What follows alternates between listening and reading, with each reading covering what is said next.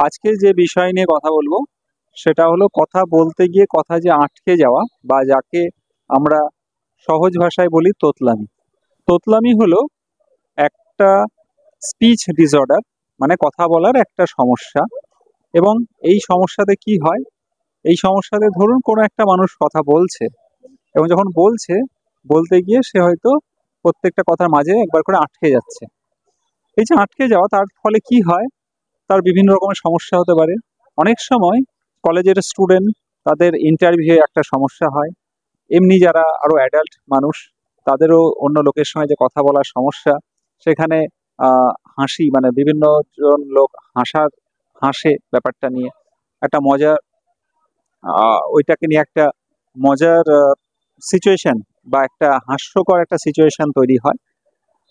এবার যেটা বুঝতে হবে সেটা হলো যে কথা বলার সময় এই যে কথা আটকে যাওয়া বা তোতলামি, এটা কিন্তু অনেক মানুষেরই থাকে। কিন্তু এটা যত তাড়াতাড়ি সম্ভব যদি ছোটবেলায় কোনো বাচ্চার মধ্যে দেখা যায়, সেটাকে আরো বেশি না চলতে দিয়ে যদি তখনই কোনো বাক বিশেষজ্ঞ বা স্পিচ ল্যাঙ্গুয়েজ প্যাথোলজিস্টের সঙ্গে কনসাল্ট করা যায়, তাহলে কিন্তু এই সমস্যা থেকে সম্পূর্ণভাবে মুক্তি সম্ভব। কিরকম কিরকম সমস্যা হতে পারে? অনেক সময় দেখা যায় যে কথা বলতে গিয়ে কথাটা একদম যেন আটকে যাচ্ছে, যেন নিঃশ্বাসই আটকে যাচ্ছে।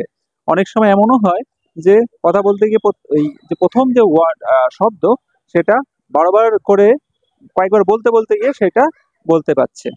তো এই তোতলামি বা কথা বলার এই সমস্যা বিভিন্ন রকমের ভাগ আছে, এবং যেরকম ভাগ আছে বা সিভিয়ারিটি আছে, এবং সেই সিভিয়ারিটি এবং ভাগ অনুযায়ী কিরকম ট্রিটমেন্ট বা ম্যানেজমেন্ট হবে, সেটা একজন স্পিচ ল্যাঙ্গুয়েজ প্যাথোলজিস্টই ঠিক করবেন।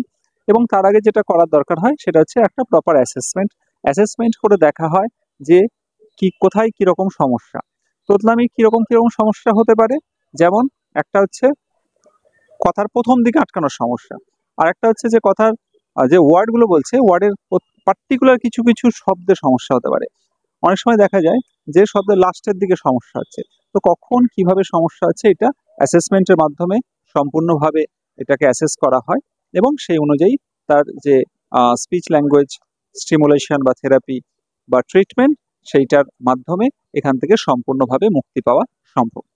এমনি নর্মালি প্রাথমিক কোনো ব্যায়াম বা কোনো জিনিস যদি আমি বলি, যেটা করলে তোতলামি বা কথা বলার সমস্যা অনেকটা কম হতে পারে, সেটা হচ্ছে যে এর একটা মেইন সমস্যা হচ্ছে যে অ্যাংজাইটি। প্রচন্ড রকম ভাবে মানসিকভাবে একটা ভয় কাজ করে যে এই হয়তো আমার কথা আটকাবে, এই আমার কথা আটকাবে।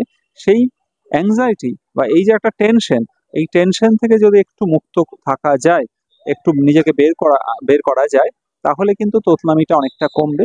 এছাড়াও কিছু ব্রেদিং, মানে স্পিচ ব্রেদিং যেটা থাকে, সে স্পিচ ব্রিদিং এর কিছু সমস্যা থাকে। তো সেইগুলো ইনিশিয়ালি একদম নিজে থেকে পুরোটা না করে একদম স্পিচ ল্যাঙ্গুয়েজ প্যাথোলজিস্টের কাছে গিয়ে প্রপারলি একটু বুঝে করলে সেটা অনেকটা ভালো হবে।